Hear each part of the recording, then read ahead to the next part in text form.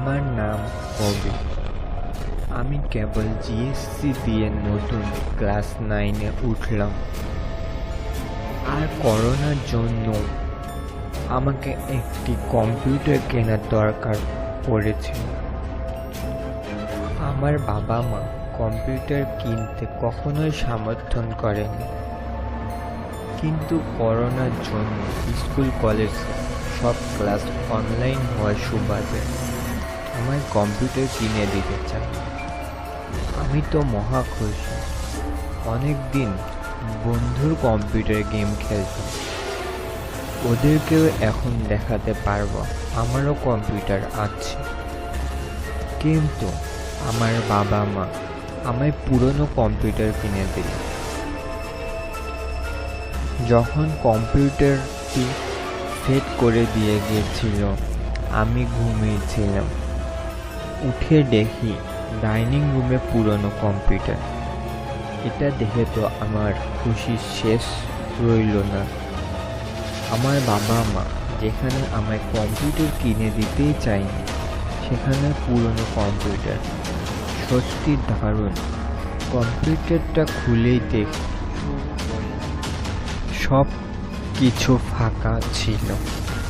ঘাঁটতে ঘাঁটতে একটা কেমন যেন চাইনিজ বাংলা লেখা অ্যাপস খুঁজে পেলাম আমি, যেটা ছিল ডিঅ্যাক্টিভেট করা।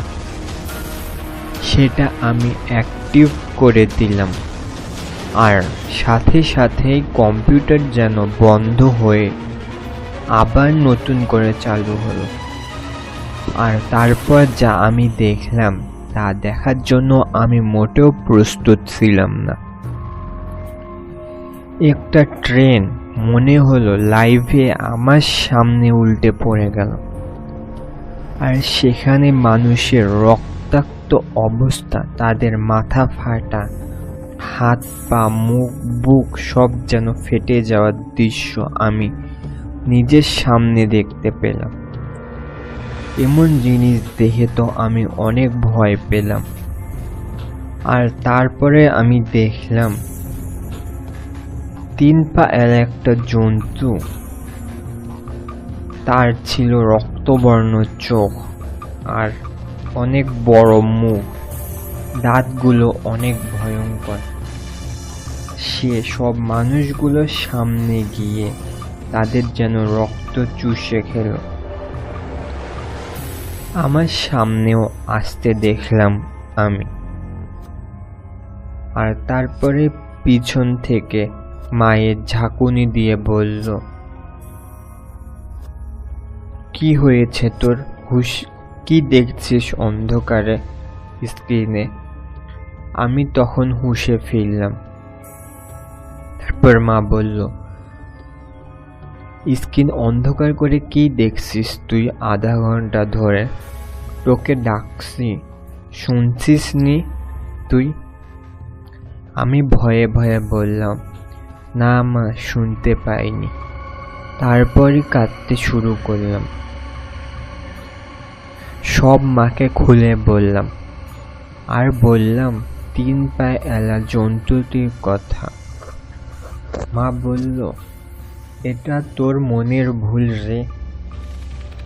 কম্পিউটার পাওয়ার খুশিতে তুই আবল তাবল দেখছিস। আমিও মেনে নিলাম। কিন্তু বিকেলে যখন টিভি খুললাম, তাজ্জব হয়ে যাই। সকালে যে ট্রেনটিকে আমি অ্যাক্সিডেন্ট হতে দেখেছি, সেই ট্রেনটির অ্যাক্সিডেন্টের খবর টিভিতে দেখাচ্ছে। এটা দেখেও তো আমি অনেক ভয় পেয়ে গিয়েছি। সাথে সাথে আমি হুঁশ হারিয়ে ফেলি। 7 দিন অসুস্থ ছিলাম আমি। বাবাকে মাও বললেন, কি কম্পিউটার আনছো? ছেলেকে একদম অসুস্থ করে ফেলেছ একদিনে, মারবে নাকি ওকে?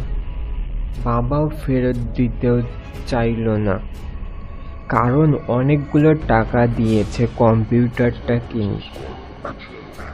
তারপর থেকে আমি অনেক কিছু দেখতে থাকি। কখনো জাহাজ থেকে মানুষগুলোকে ওই 3 চোখ এলা বিভৎস মানুষটা তুলে এনে খায়। আমি না চাইলেও কম্পিউটারের সামনে চলে যাই।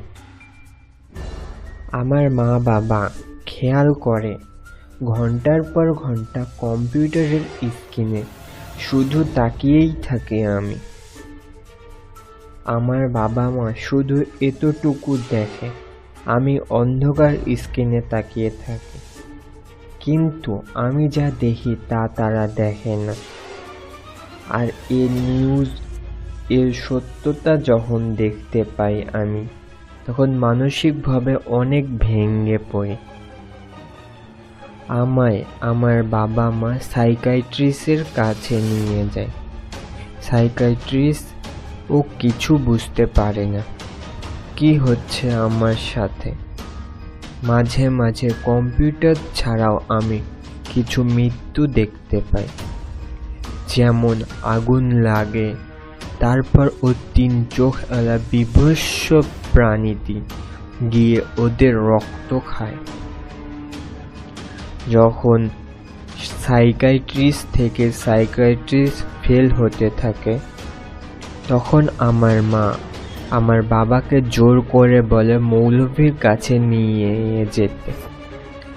আমার বাবা যদিও রাজি ছিল না, কিন্তু মায়ের জোর করার জন্য বাবা গাজীপুরের এক খ্যাতনামা মৌলভীকে বাসায় ডেকে আনলো। তিনি এসেই বুঝতে পারলেন কিছু সমস্যা আছে এ বাসায়। আর তিনি মাকে বললেন, তোমার ছেলেকে বাঁচাতে হলে এই কম্পিউটারটাকে আজই বাড়ি থেকে সরাতে হবে। এ কথা শুনে যেন আমি কেমন শোষাতে লাগলাম, কিন্তু মৌলভী দোয়া পড়ে আমার মাথায় হাত দিতেই আমি জ্ঞান হারিয়ে ফেলি। আর পরের দিন উঠে দেখি আমার ঘরের কম্পিউটারটি আর নেই, আর হাতে একটা তাবিজ লাগানো। এখন আমি আর এমন ঘটনা ফেস করি না, কিন্তু আমি আমার স্বপ্নে এখনো ওই 3 মাথা এলা বিভৎস প্রাণীটিকে দেখতে পাই, যে মানুষের রক্ত খেয়ে বেড়াচ্ছে। খুব ভয় লাগে আমার ওই পরিস্থিতিগুলো দেখতে। গা ছমছমান্তকার রাতে এতক্ষণ আমাদের সাথে থাকার জন্য আপনাদের সবাইকে আবারও স্বাগতম জানাচ্ছি। আজকে আপনারা শুনেছেন অদ্ভুত কম্পিউটার গল্পটি আপনাদের মাঝে কেমন লেগেছে তা অবশ্যই কমেন্টের মাধ্যমে জানাবেন, এবং চ্যানেলের যদি প্রত্যেকটি ভিডিও আপনি দেখে থাকেন এবং ভালো লেগে থাকে তাহলে চ্যানেলটিকে সাবস্ক্রাইব করে দিবেন এবং বেল নোটিফিকেশন অন করে দিবেন, যাতে প্রত্যেকটা ভিডিও আপনাদের কাছে সবার আগে পৌঁছে যায়। ধন্যবাদ।